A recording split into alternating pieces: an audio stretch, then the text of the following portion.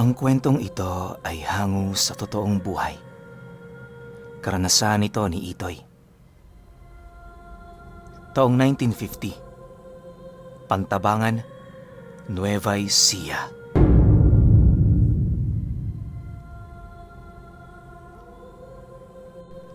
Ipinanganak sa isang maralitang pamilya itong si Itoy. 5 lang silang magkakapatid at naninirahan sila noon sa gilid ng baryo kung saan ang pangunahin nilang ikinabubuhay, pagtitinda ng maruya at iba pang kakanin na merong hinahalong saging. Manggagamot ang kanyang ama, kaya nung lumaki siya, sinubukan niya ring matutunan ang mga lihim na karunungan nitong tinatangan.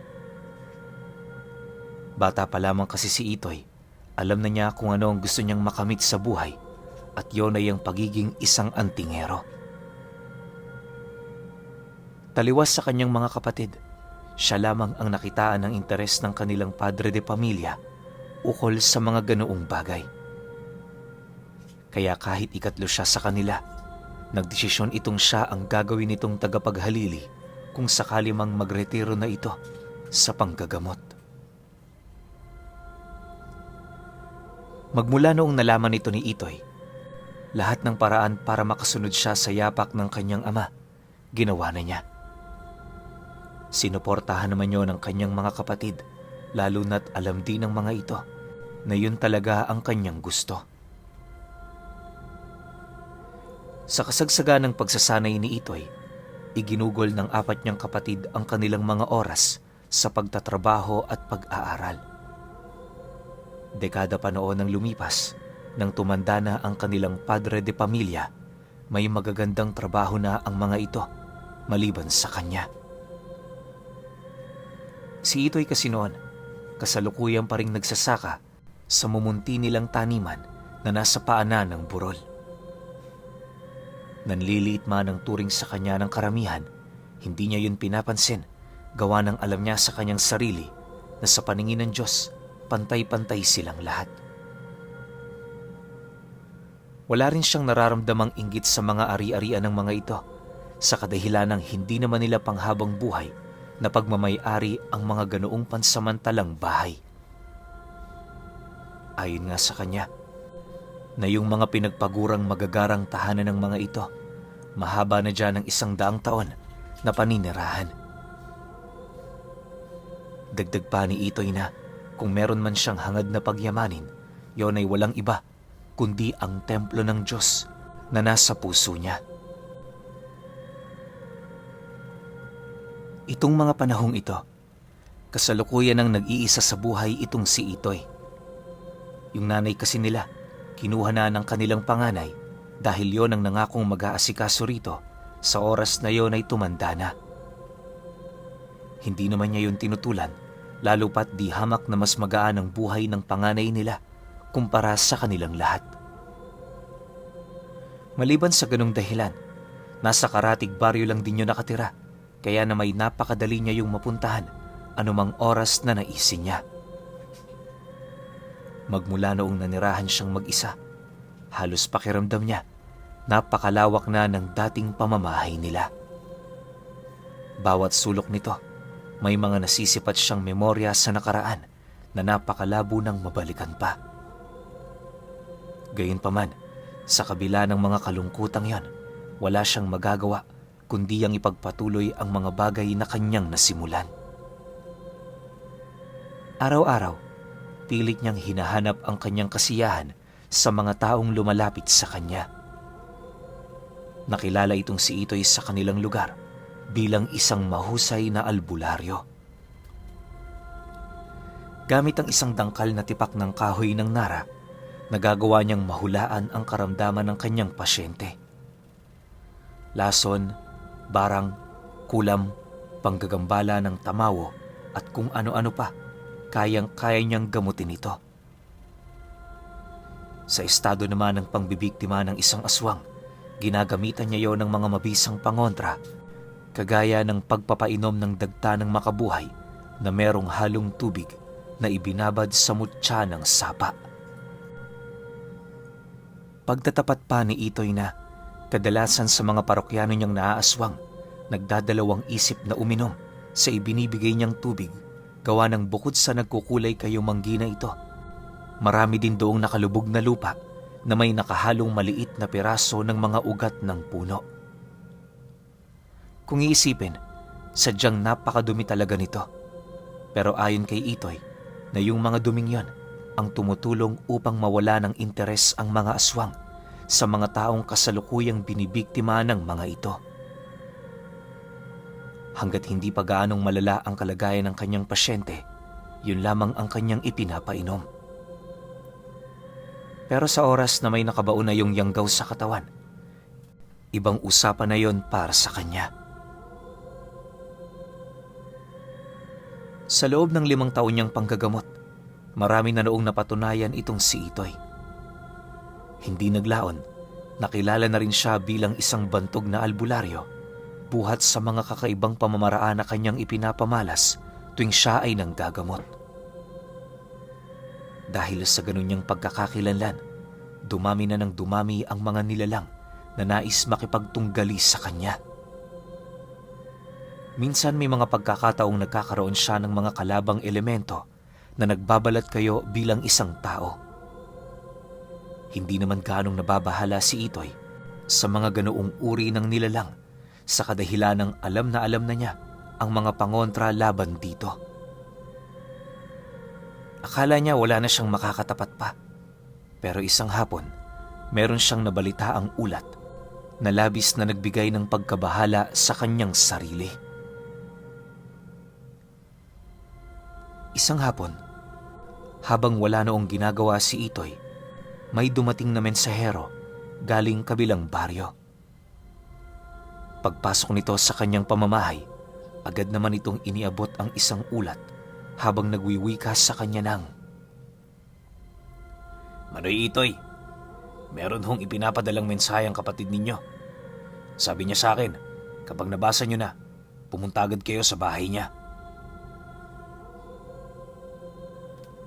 Nang marinig naman ni Itoy ang sinabi nito, dali-dali naman niyang kinuha ang ulat. Pagkatanggap niya nito, agad namang umalis ang mensahero, kaya na may minabuti niyang buksan na ang liham. Makalipas pa ang ilang minutong pagbabasa, laking gulat na lamang niya nang mapag-alaman niya ang kinakaharap na problema ng kapatid niyang sinundan niya. Base sa isinulat nito, humihingi yun ng tulong gawa ng meron yung napansing kakaiba sa panganay nitong anak na babae. Hindi yun mailahad ng maigi ng kapatid niya sa sulat, pero nasisiguro niya na hindi yun pangkaraniwang kaganapan. Dahil dito, dali-dali naman siyang nagligpit ng kanyang mga gamit para tumungo sa karatig baryo. Sa kanyang paglalakad, mariin niyang pinag-isipan ang mga katagang nabasa niya sa liham. Hindi niya mawari noon pero kapag binabanggit niya ang pangalan ng anak ng kanyang kapatid, may kung anong bagay na kumukurot sa kanyang puso. Makalipas pa ang ilang oras na paglalakad, nang marating na niya ang bukana ng sumunod na baryo, dali-dali naman niyang hinanap ang bahay ng kanyang kapatid. Sa pagdating niya sa dulong parte nito, doon bumungad sa kanya ang iilan sa kanyang mga kapamilya na kasalukuyang naghihintay sa labas ng bahay ng kanyang kuya. Pagsilay naman ito sa kanya, dali-dali naman yung nagsilapit habang pilit na inilalahad sa kanya ang tungkol sa mga nangyayari. Ayon sa panganay nila, nakagaya niya, napabisita sila sa pamamahay nito buhat sa isang liham na ipinadala nito. Dagdag pa nito na humingi na rin sila ng tulong sa ibang mga albularyo pero hindi naman nila yun inaasahang pumunta. Matapos naman itong marinig ni Itoy, napangiti lang naman siya habang sumasagot sa nakatatanda nilang kapatid ng, "Hindi naman natin sila kailangan, kuya. Tsaka nandito naman ako. Ako na ang bahalang gumawa ng paraan." "Sige, Itoy. Basta kung hindi mo kaya, magsabi ka ng maaga. Hindi naman sa minamaliit kita. Pero pakiramdam ko, hindi pangkaraniwang sakit ang iniinda ng ating pamangkin. Sagot naman ito sa kanya. Dahil sa sinabi nito, wala naman siyang ibang nagawa kundi ang manahimik. Pagpasok naman niya sa loob, agad namang bumungad sa kanya ang 5 matandang nakaluhod sa altar, taimtim na nagro-rosaryo. Pagsilay naman niya rito, tahimik naman siyang dumiretso patungo sa isang silid kung saan naroon ang kanyang kapatid. Maya-maya pa, pagbukas naman niya ng pinto, laking gulat na lamang niya nang biglang bumalot sa kanyang katawan ang isang napakaitim na presensya.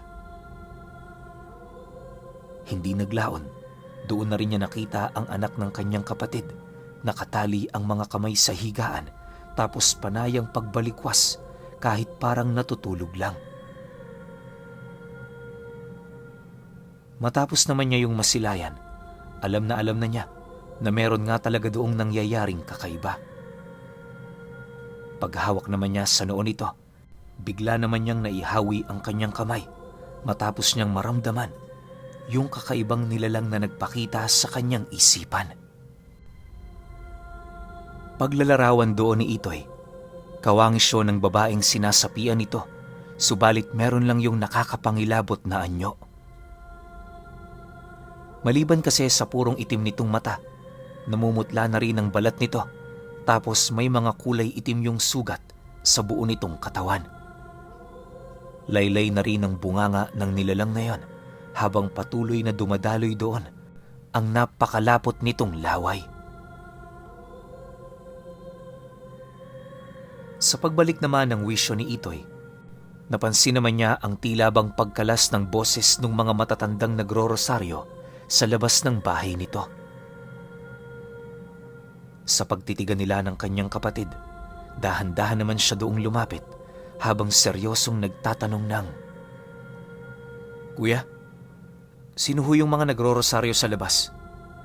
Inimbitahan mo ba sila rito?" Nang marinig naman yon ng kanyang kapatid, agad naman yung tumango habang sumasagot sa kanya ng, "Oo, Itoy. Akala ko kasi sa pamamagitan nila maitataboy ko ang masasamang espiritu na nasa batang ito. Pero pakiramdam ko, mas lalo lang na lumalakas ang kanyang presensya sa paglipas ng mga araw."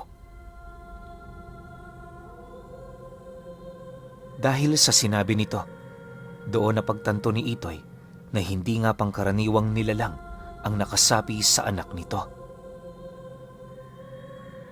Matapos naman ang kanilang pag-uusap, agad naman niya yung inabisuhan na kung maaari patahimikin na muna ang 5 matatanda na nagro-rosaryo sa labas.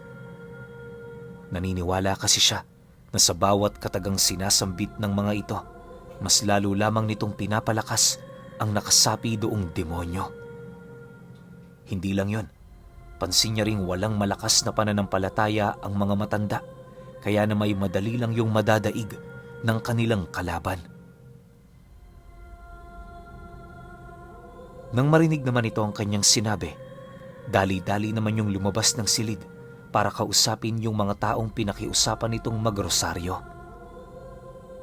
Maya-maya pa, pagtigil naman noon ng 5, bigla namang nabaling ang paningin ni Itoy sa bata matapos niya yung mapansin na iminumulat ang mga mata.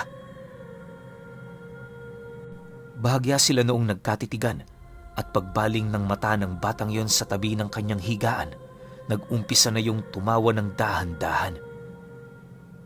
Noong una, hindi pa gaanong nakakapangilabot ang tinig nito, pero ilang minuto lang noon ang dumaan, nag-umpisa na yung humalakhak ng napakalakas na sinasabayan naman ng mahihina nitong pag-usal.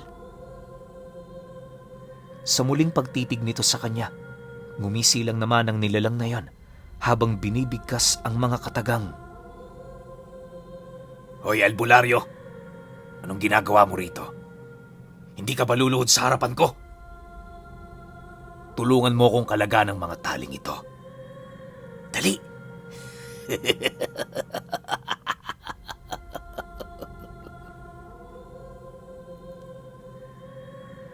Kasabay ng pagwika nito, ay ang paulit-ulit namang paninindak sa kanya ng nilalang na yon.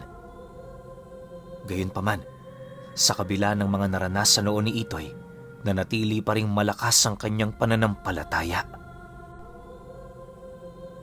Pagbalik naman ng ama nito sa loob, mariin naman niya yung inabisuhan na huwag gagawa ng kahit na anong bagay. Ang kinakailangan lang nitong gawin, manatili kung saan mang lugar yun naroon, tapos magmasid lang.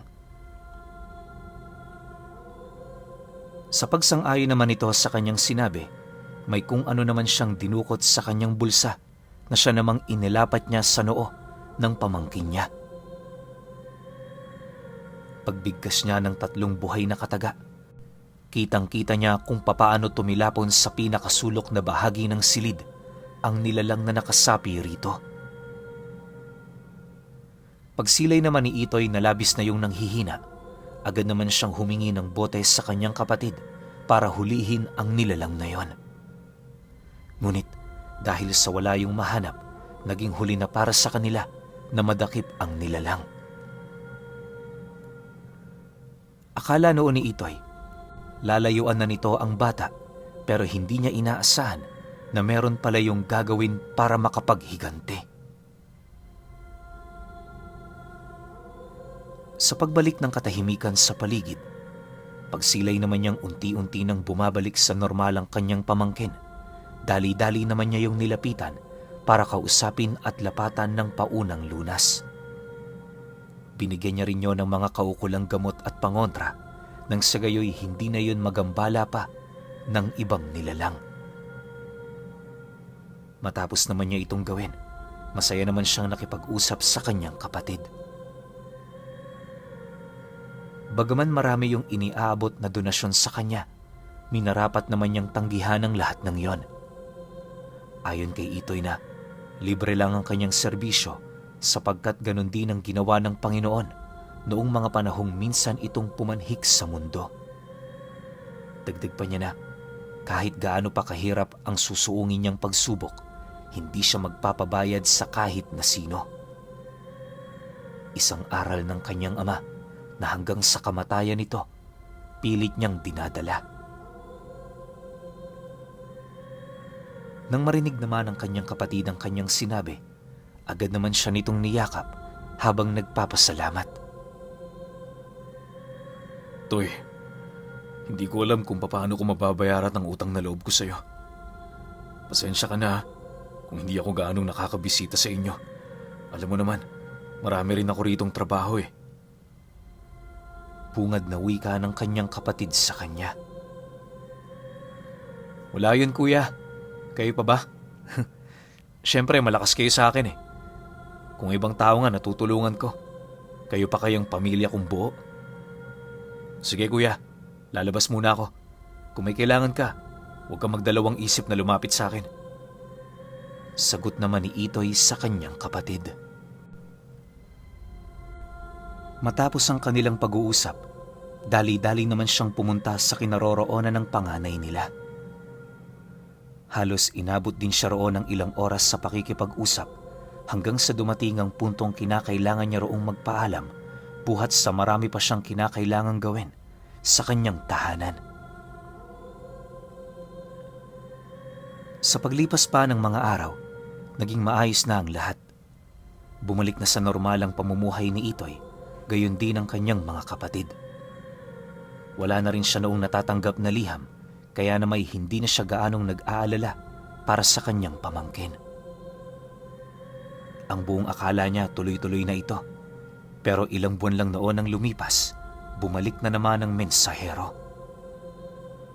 Sa puntong yon, ang daladala nitong liham ay naglalahad ukol sa pagkawala ng pamangkin niyang pinalaya niya pa lang mula sa sapi ng demonyo. Dala ng matinding pag-aalala ni Itoy, dali-dali naman niyang tinahak ang daan pabalik sa bahay nito.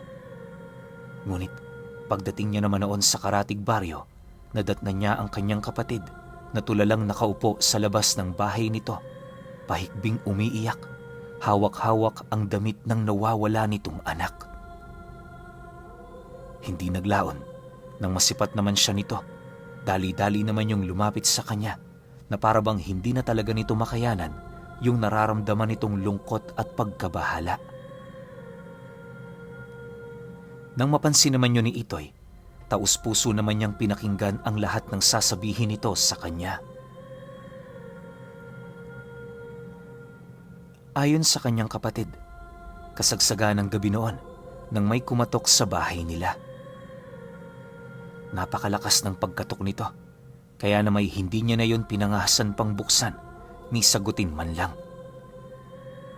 Ang ginawa noon ng kapatid ni Itoy, kumuha yun ng bolo tapos matyaga yung naghintay sa pag-alis ng mga panauhin na gumagambala sa kanila sa kasagsagan ng gabi. Pero ilang oras pa noon ang lumipas, rinig niyang hindi pa yun lumalayo sa kanilang pamamahay. Sa estado ng mga ito, para yung may hinihintay.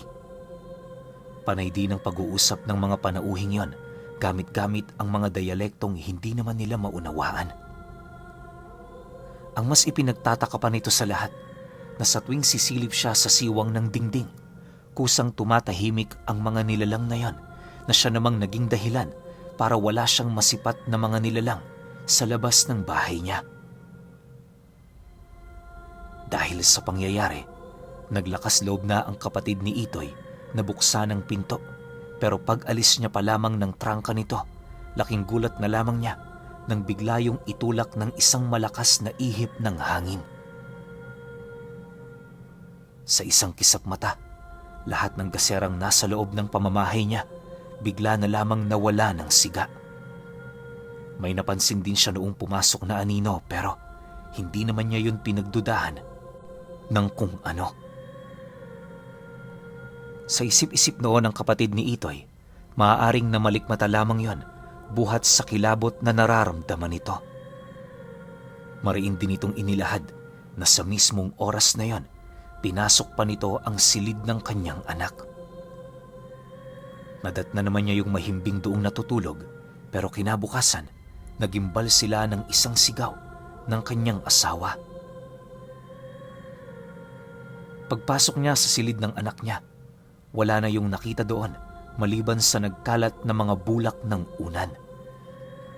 Napakabaho na rin ang silid nito na parabang meron doong pumasok na kakaibang uri ng nilalang.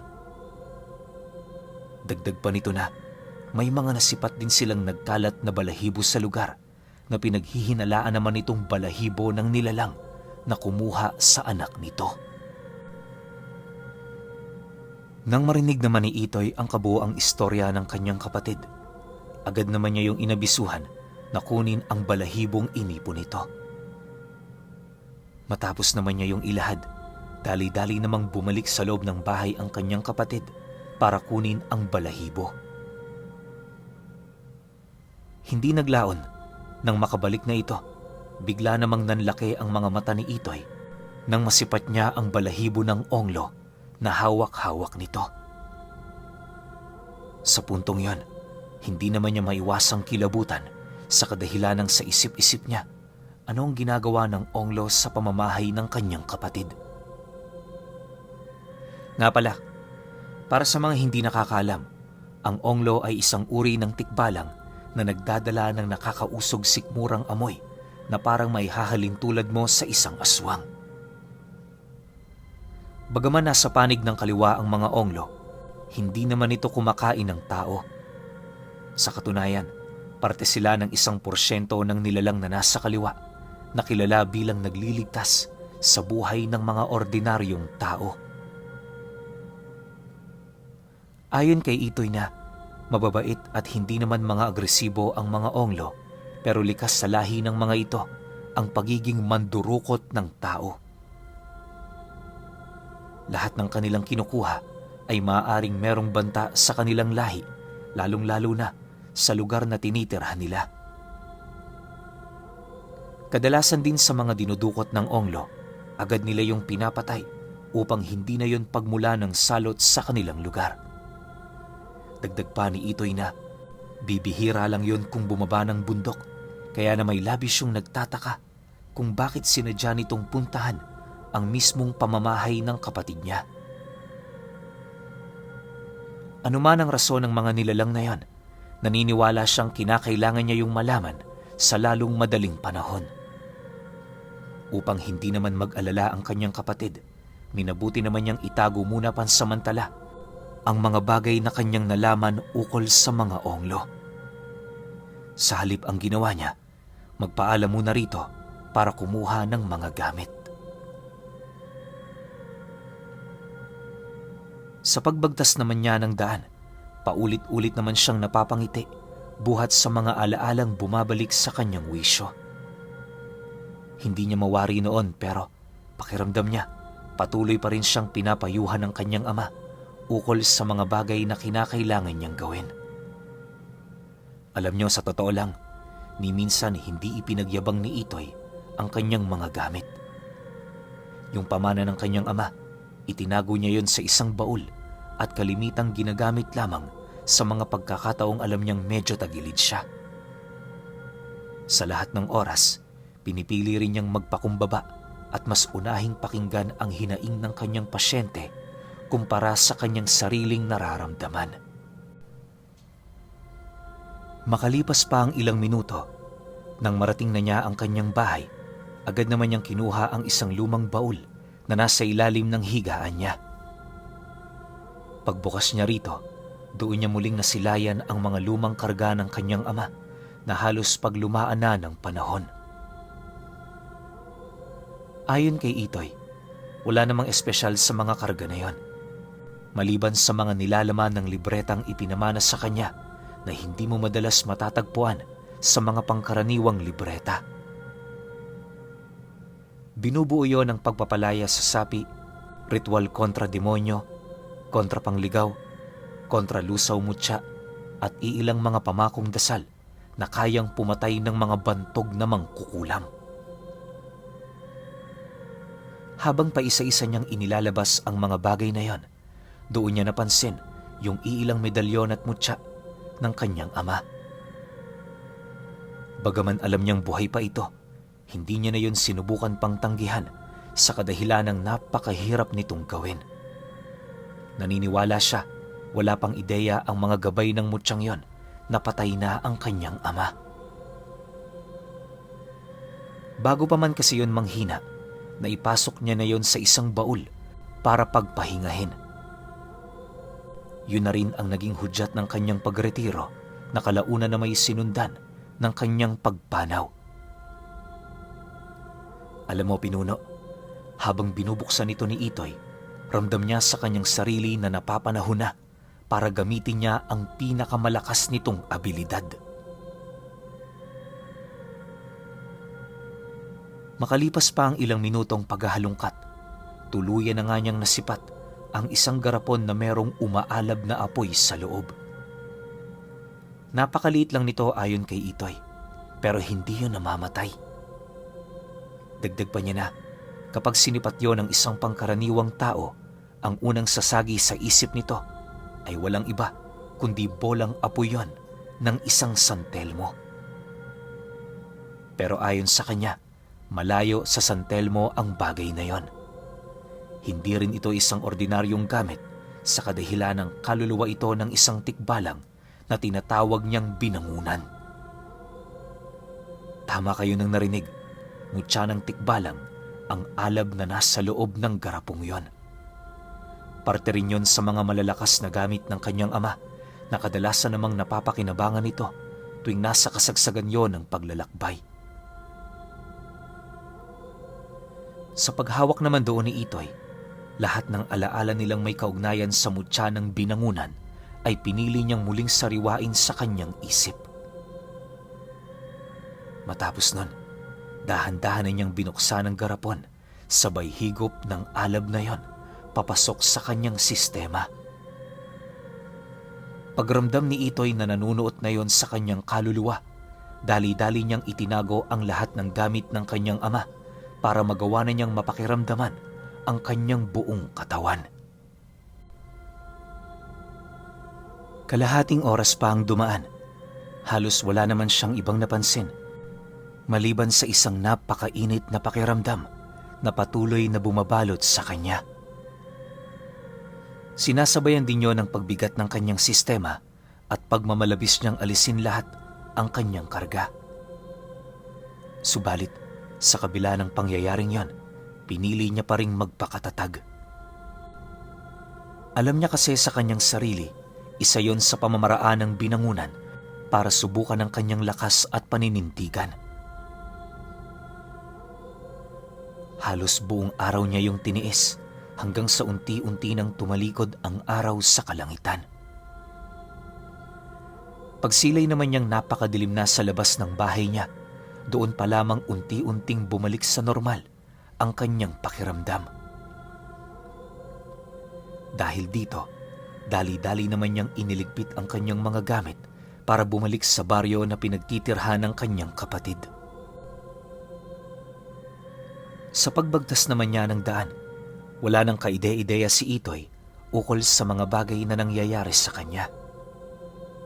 May mga pagkakataon kasing nahihilo siya, nagiging dalawa ang kanyang paningin at higit sa lahat, blanko ang isip niya. Pakiramdam niya noon, para lang siyang naglalakad na halos hindi alam kung saang lugar siya tutungo. Wala rin siyang dala noon na kahit isang gasera na tila bang hindi na niya naiisip pa ang mga bagay na maaaring mangyari sa kanya. Maya-maya pa, pagpasok naman niya sa looban ng kakahuyan, bahagya naman siya noong natigilan matapos siyang makarinig ng isang pabulong na paghuni ng wakwak. Pagsilay naman niya sa kanyang tabi, doon niya nasipat ang isang nilalang na kanina pa palang nakatitig sa kanya. Hindi pa man nabubunot ni Itoy ang kanyang bolong dala, agad naman siyang napatras matapos niyang masipat ang mabilis nitong pagsunggab. Akala niya mapupuruhan siya ng nilalang na yon, pero bago pa man ito tuluyang makalapit, bigla naman yung tumigil sa ere. Noong una, gulat na gulat pa ang nilalang na yon, subalit hindi naglaon, doon na nito nasilayan ang paglitaw ng isang binangunan na merong napakalaking siga ng apoy sa likod nito. Pagsilay naman ito sa nagliliyab nitong mga mata, wala nang nagawa ang wakwak, kundi ang sumigaw ng sumigaw habang mangiyak-ngiyak na nagmamakaawa. Dahil dito, agad namang napasilay kay Itoy ang binangunan upang humingi ng utos. Pagramdam nitong wala siyang balak na buhayin ang nilalang, ito na mismo ang nagbigay ng kaukulang parusa laban sa kapangahasan nito. Sa isang iglap, lumapat sa kamay ng tikbalang ang nag-aalab na apoy nito sa likod na siya namang tumupok sa nilalang na yon. Halos segundo lang noon ang pagitan matapos malusaw ang kabuang buto at laman ng nilalang hanggang sa wala na yung natirang bakas. Sa pagkawala ng apoy ng binangunan, ang tanging nasipat na lamang ni Itoy ay yung abo ng wakwak. Agad din naman itong ipinagpag ng tikbalang sa paligid habang dahan-dahang naglalaho sa kanyang paningin. Huwag kang mag-alala. Mula ngayon nakabantay ako sa iyo anumang oras. Malugod kitang pagsisilbihan sapagkat ikaw ang anak ng hinirang ng aking yumaong maestro. Ipinapangako ko rin sa iyo na sa abot ng pagnanais mo, magagamit mo ang kabuuang lakas ko at kakayahan. Wika ng binangunan bago yung tuluyang maglaho sa kinaroroonan nito. Pagkarinig naman ni Itoy sa sinabi ng nilalang na yan, napangiti lang naman siya habang sumasagot doon ng, Salamat.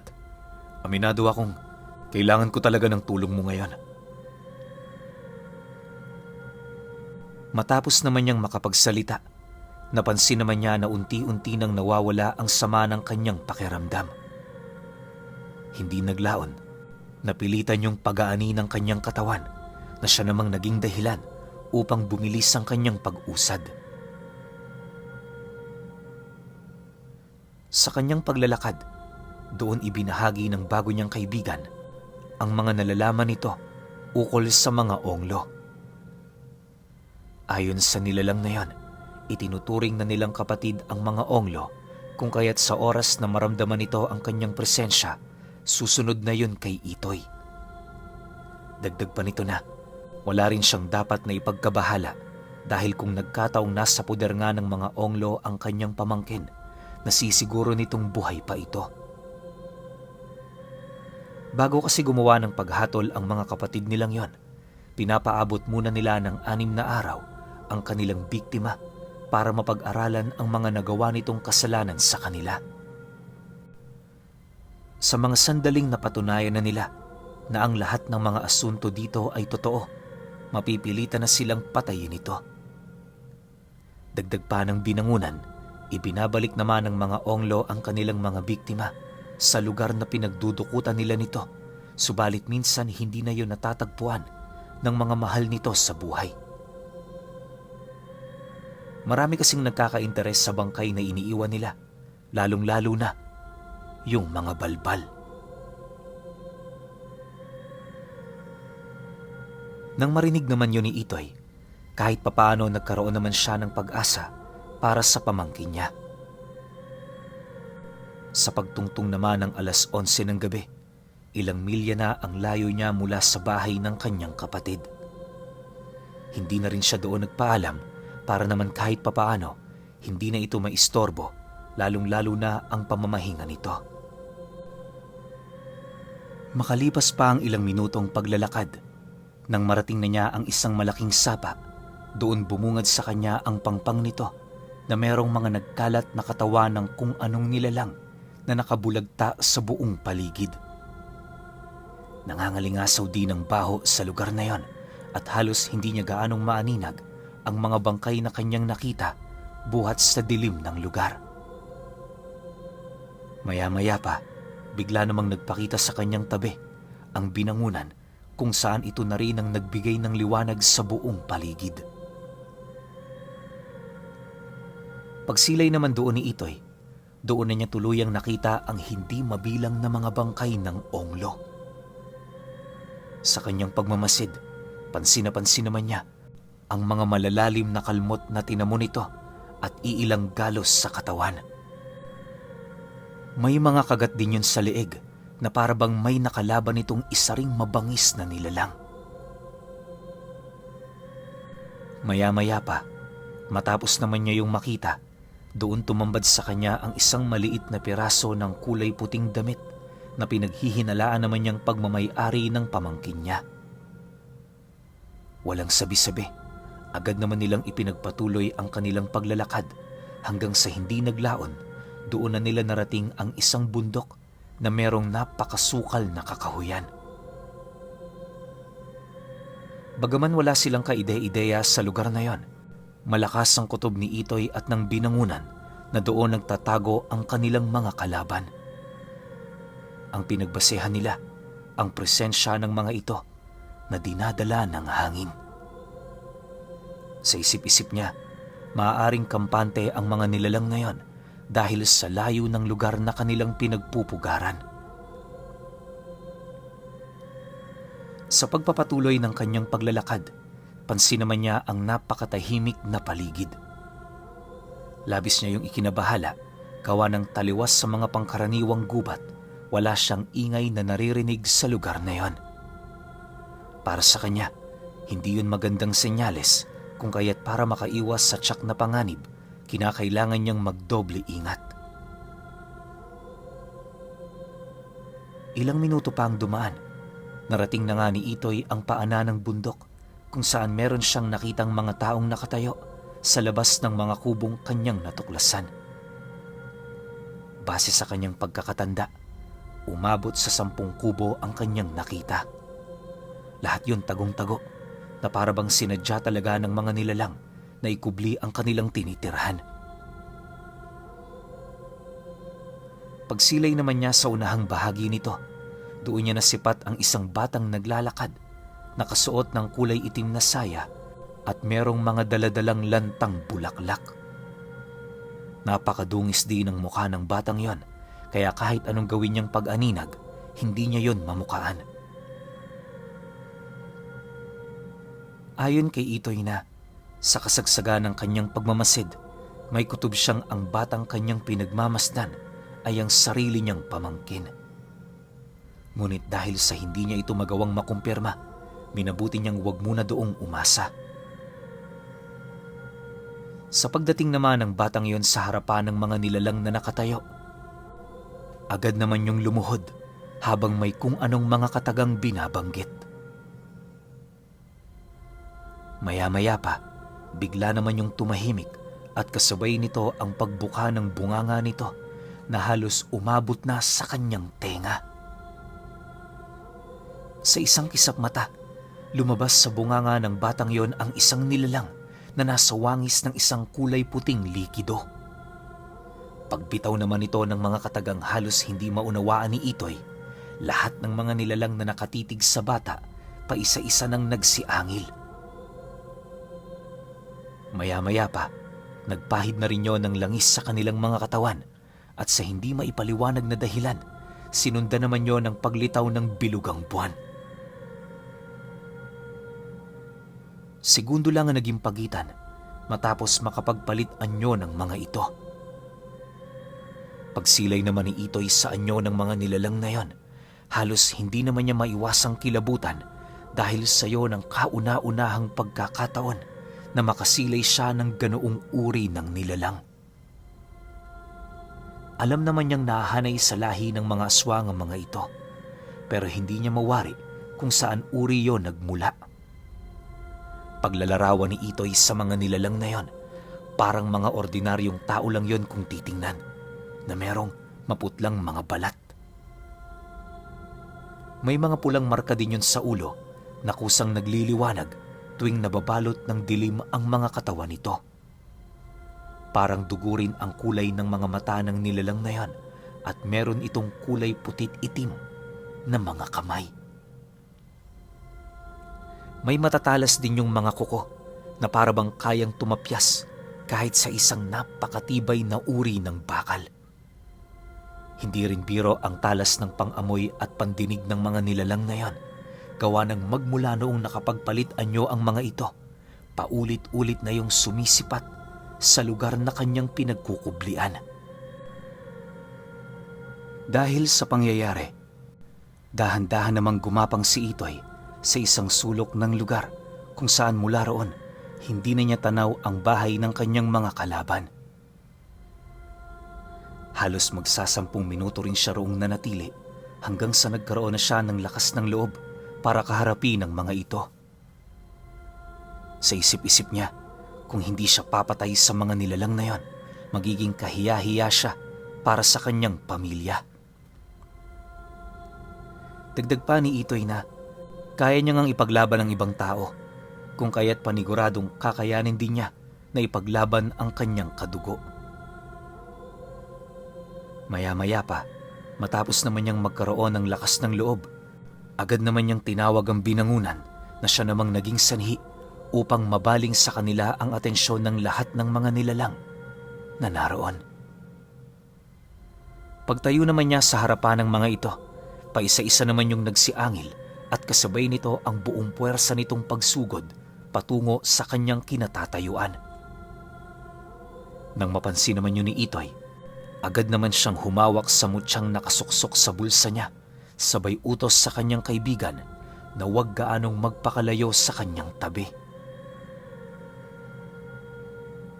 Nang marinig naman yon ng binangunan, dali-dali naman yung sumalubong sa kanilang mga kalaban kung saan sa isang iglap lumaganap ang kaguluhan sa buong lugar.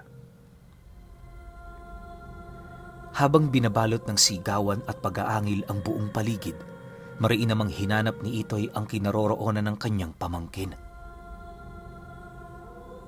Kahit napakaraming aswang ang nagtutulong-tulong para mapigilan siya, hindi niya yun gaanong inalala dahil ang mahalaga para sa kanya, mahanap ito sa lalong madaling panahon. Sa tulong ng kanyang mutya, patuloy niyang nalalampasan ang halos malabakal na depensa at opensa ng mga aswang. Nga pala, Pinuno, pasensya ka na, pero hindi ko maaaring banggitin ang mutyang karga ni Itoy dahil medyo natatakot siya sa basag mutya. Yung tanga niya kasi napakasensitibo. Tipong may hahambing mo yon sa isang salamin. Kapag natuklasan nyo ng ibang tao at kapag nagkamali ka ng pakaing dasal para rito, paniguradong mababasag yon. Subalit, hindi naman kayang mabayaran ang napakalakas na abilidad na naibibigay ng mutya sa taong nagtatanga nito. Balik tayo sa kwento. Sa pagpapatuloy ng kanyang pananakbo sa lugar na yon, halos lahat na ng kubo na gawa na niyang mapasok. Pero kahit saan man siya maghanap, hindi niya pa rin mahagilap ang bata. Makalipas pa ang ilang minutong pagmamasid, tuluyan na nga siyang nasukol ng mga nilalang na kanina pang humahabol sa kanya. Pagramdam naman ng mga ito na wala na siyang matatakasan pa, buong puwersa naman siya nitong sinunggaban na siyang naging sanhi upang mapahandusay na siya sa lupa. Habang tumatagal siyang nasa ilalim ng mga nilalang na yon, pansin na pansin naman niya ang pagkawala ng hangin. Marami rin siyang nararamdamang kumakalmot sa kanya, pero hindi siya doon gaanong nagpapatinag. Maya-maya pa, nang akmang mawawala na ng ulirat itong si Itoy, agad namang nagpakita sa kanyang wisyo yung memorya ng pamangkin niya habang ginagamot niya pa ito. Dahil sa memoryang yon, naisipan niyang dukutin sa kanyang bulsa ang medalyon ng Sator na palagi niyang dala. Pagkahawak niya rito, sa hindi maipaliwanag na dahilan, lahat ng aswang na nakadagan sa kanya, paisa-isa namang nagsilayo. Yung mga nilalang na nakahawak talaga sa kanyang balat, hindi maiwasang putulin ang kanilang mga kamay na animoy meron sila doong nararamdamang kakaiba. Matapos ang mga pangyayaring yon, agad namang tumayo itong si Itoy kung saan ang unang tumambad sa kanya ay yung binangunan na buong puwersa pa ring nagwawala. Kahit marami ng aswang ang pumipigil dito, hindi pa rin yun sapat para maawat ang nilalang na yon. Maya-maya pa, pagbaling naman niya ng kanyang paningin sa kaharap niyang aswang, napangiti lang naman siya habang nagwiwika sa mga ito ng, "Hindi niyo pa ba tutulungan ang mga kasama ninyo? Kapag nanatili kayo rito, mauubos sila ng hindi niyo namamalayan. Tsaka isa pa, wala naman akong ginagawa. Bakit ako ang pinupuntirya ninyo?" Nang marinig naman ng mga nilalang ang kanyang sinabi, galit na galit naman yung nagsiangil habang sumasagot sa kanya ang isa ng, Sapagkat ikaw ang pinagmumula ng alab ng binangunan. Papaano ka nagtaglay ng ganyang kalakas na gabay? Matapos naman itong makapagwika, muli naman yung sumugod sa kanya. Pagsilay ni Itoy na uundayan na siya nito ng matatalas nitong mga kuko. Dali-dali naman niyang ginamit ang abilidad ng kanyang mutya na siyang naging sanhi upang mawala siya pansamantala sa paningin ng mga ito. Pagdating naman niya sa likurang bahagi ng mga nilalang, agad naman niyang inundaya ng taga ang isa sa mga ito, sabay takbo patungo sa batang nasipat niyang kanina pang sinasapian ng isang masamang espiritu. Walang sabi-sabi, agad naman niyang tinawag ang binangunan para utusan niyo na siya ay bantayan. Nang marinig naman ito ang kanyang sinabi, dali-dali naman yung nagbigay ng proteksyon sa kanya kahit unti-unti na rin yung nanghihina. Makalipas pa ang ilang minuto, nang mapansin niyang wala nang makakapasok sa depensa ng kaibigan niya, doon na niya inumpisahan ang pagpapalayas ng masamang espiritu na nasa katawan ng bata. Isipin ninyo, maliban sa pananampalataya, wala na siyang ibang dalang gamit. Yung tipong ang iniisip niya lang talaga noon, ililigtas niya ito anuman ang mangyari. Paghawak naman niya sa noo ng batang yon, 3 beses niya lang binanggit ang pangalan ng Diyos at kasabay nito ang dahan-dahan ng pagkalusaw ng nilalang na nasa kaanyuan ng isang puting likido. Sa pagkawala nito, lahat ng aswang sa paligid ay halos hindi na mawari kung ano ang gagawin.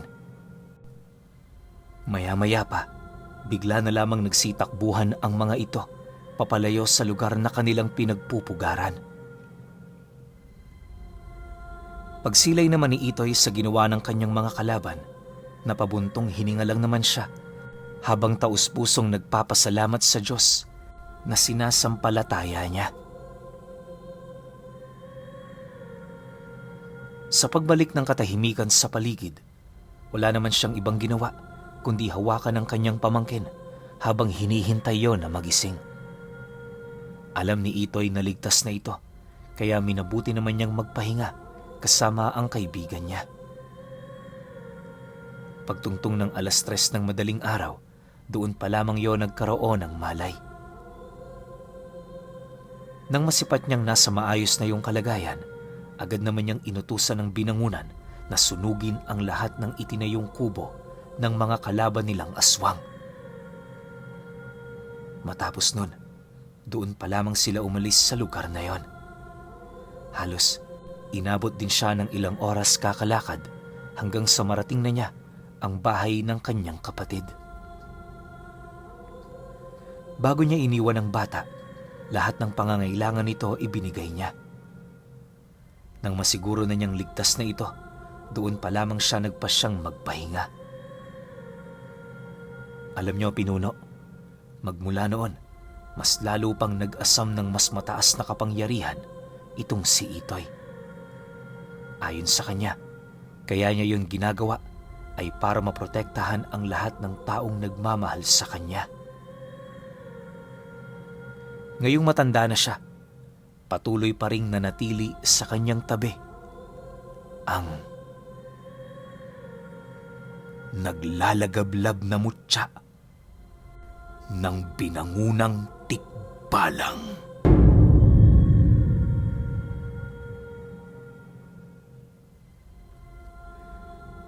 Okay, opinyon ko sa kwento. Bago ako magbigay ng opinyon, okay ba sa inyo yung ganito? Yung 1 oras yung kwento natin? Araw-araw 1 oras o araw-araw 2? Kung gusto nyo ng 1 oras, pa-comment ako sa baba ng 1 oras pinuno. Kung gusto nyo naman 2 beses sa 1 araw pinuno. Para alam ko rin yung majority ng gusto ng mga tao dito sa channel natin. Gagawa rin tayo sa community ng poll para alam ko talaga kung ano yung trip ninyo. Pero dito sa kwento na to ni Itoy, ngayon ko lang narinig yung binangunan. Akala ko nga binangunan pero binangunan. Tapos may kalaban siyang isang klase rin ng tikbalang yung onglo. Diba? Ang angas na itong 2 tikbalang na to. Tapos ang maganda rito, naging gabay ni Itoy yung binangunan. Kasi nilulun niya diba? Ang sabi rito kasi, nasa loob ng bote yung parang bato na nagliliyab. Walang pag-aalinlangang nilunok ni Itoy yun. So nangyari, habang buhay niyang makakasama tong tikbalang na to, nasa sa kanya na lang kung isusuko na niya. Diba kasi isipin niyo, 1950s naganap. 1950s. Buhay pa rin hanggang ngayon si Itoy. Diba? Ang tanong ngayon, nanggagamot pa kaya siya? O nagpapahinga na? Kasi ang sabi rin dito sa dulo ng kwento, hindi tumigil si Itoy kakahanap ng mga malalakas na karga para makatulong sa mga mahal niya sa buhay. Pero syempre, alam naman natin pare-parehas na hindi niya lang yung gagamitin sa mga mahal niya sa buhay. Pinanganak talaga si Itoy para manggamot tsaka para tumulong. O ayan may idea na kayo kung tagasan to si Itoy. Pantabangan, Nueva Ecija. Pero 1950s pa yon. Hindi natin alam kung doon pa siya talaga nakatira ngayon kasi wala nang sinabi sa info Kahit yung nag-send ng kwento, wala na Diba? Pero kayo, kung may opinion kayo sa kwentong ito, comment nyo lang sa baba. Yun lang. Hanggang sa susunod na kwento. Salamat.